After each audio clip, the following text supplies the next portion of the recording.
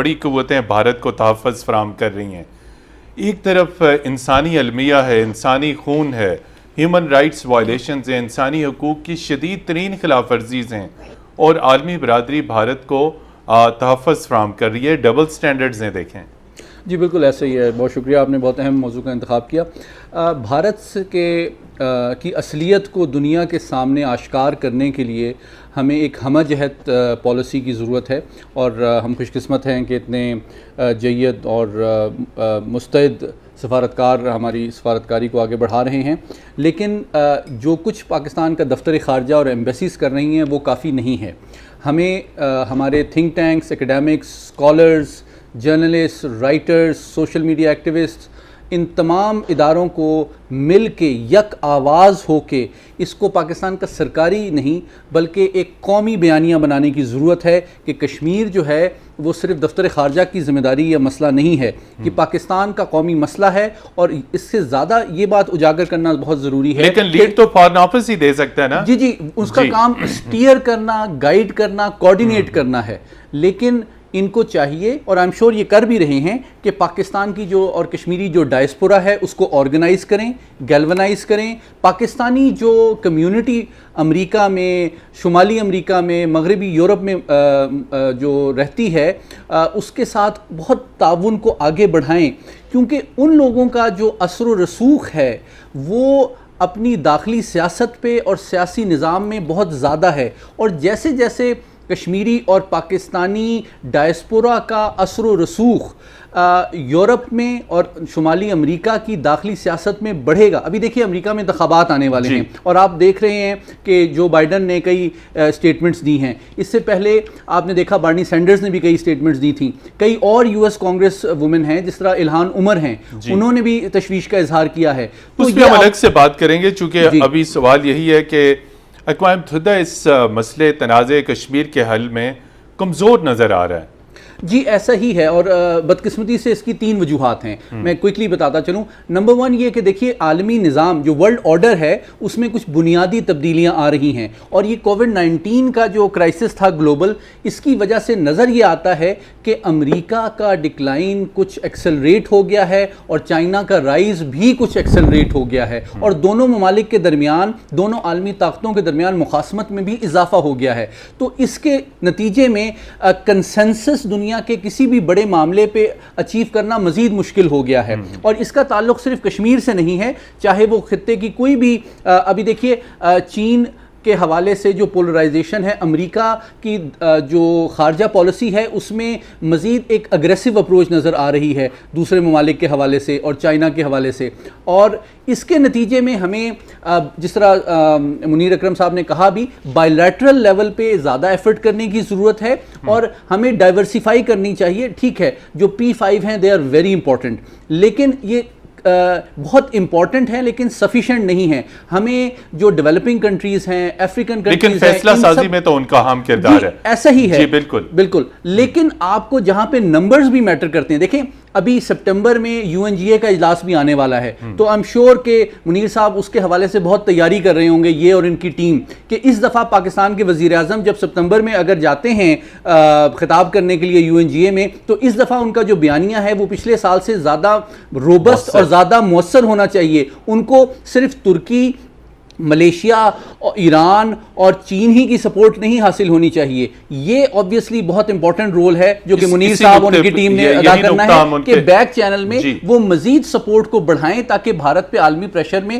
اضافہ ہو اور اس کی اصلیت دنیا کے سامنے ایکسپوز ہو. جی ایمبیسڈر منیر اکرم صاحب، 1 سال ہونے کو ہے، اور بالکل جسے کہتے ہیں سپٹمبر میں اقوام متحدہ کی جنرل اسمبلی کا اجلاس بھی ہو رہا ہے، اگرچہ کہ کووڈ-19 کی وجہ سے بہت محدود ہوگا، بہت سارے لوگ ورچولی اس میں شرکت کریں گے. لیکن پاکستان کی کیا تیاریاں؟ 1 سال کے دوران جو بدترین ظلم و تشدد، انٹرنیٹ بند ہے، اظہار رائے کی آزادی بند ہے، تو آپ یقینی طور پہ مقدمہ کشمیر ایک نئے پہلو کے ساتھ پیش کرنے کی تیاری کر رہے ہوں گے.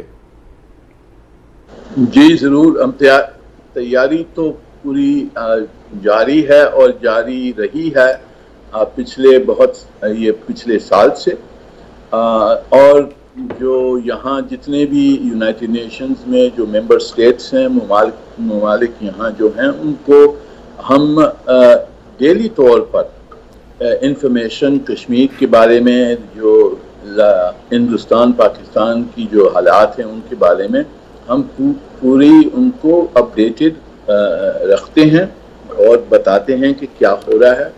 تو دنیا کو انفارمیشن کی ابھی کمی نہیں ہے، یہ تو ہم کمیونیکیٹ کر رہے ہیں. جو سب میں بڑا سوال ہے وہ یہ ہے کہ جو حکومتیں ہیں جو فیصلے کرتے ہیں، صرف P5 نہیں، 15 ممبر ہیں سیکیورٹی کونسل کے، 129 یونائٹڈ نیشن جنرل اسمبلی میں ہے. تو ان حکومتوں کے جو فیصلے ہیں کشمیر پر، ہندوستان پاکستان کے تعلقات پر، اس کو بدلنے کے لیے آپ کو بہت اپنا زور اور ویٹ کی ضرورت ہے. ہمارا جو دشمن ہے وہ ہم سے 7 گنا بڑا ملک ہے. تجارت اور انویسٹمنٹ اور سب اس کے پاس اپرچونٹیز ہیں جو لوگ پاکستان میں فی الحال کم ہیں. تو اس وجہ سے بھی جو ممالک ہیں، جو حکومتیں ہیں، وہ اپنا سیلف انٹرسٹ دیکھتے ہیں، اور اس سیلف انٹرسٹ میں یہ دیکھتے ہیں کہ اگر ہم نے پاکستان کی یا کشمیریوں کی حمایت کی تو ہمیں کاسٹ کیا ہوگا ہندوستان کے ساتھ. تو یہ کیلکولیشنز کی وجہ سے جو ڈیسیشنز ہوتی ہیں انٹرنیشنل ریلیشن میں وہ بڑی سینیکل ہوتی ہیں، وہ سیلف انٹرسٹ میں ہوتی ہیں، وہ مورل پرنسپلز پہ بہت کم ہوتی ہیں. تو ہم نے تو اپنا کام جہاں ہے اس میں انفارمیشن دینی ہے، جو مورل پرنسپلز ہیں اس کو انڈر لائن کرنا ہے، جو ڈینجر، جو پیس اور سیکیورٹی کو خطرہ ہے اس کو انڈر لائن کرنا ہے.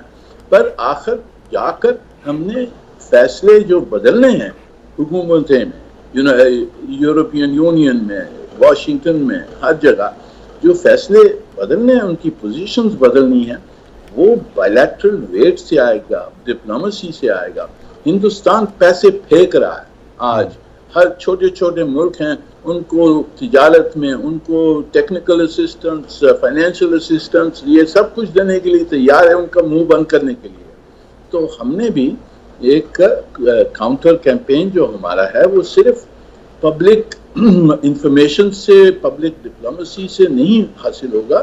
ہمیں ویٹ اپنا جو ہے اس کو استعمال کرنا ہے، جو ہمارے کلیکٹیو جو دوست ہیں ان کا ویٹ استعمال کرنا ہے. تو یہ ایک بہت بڑا کمپلیکس اور ملٹی ڈائمینشنل کیمپین ہے جس کو ہم چلا رہے ہیں.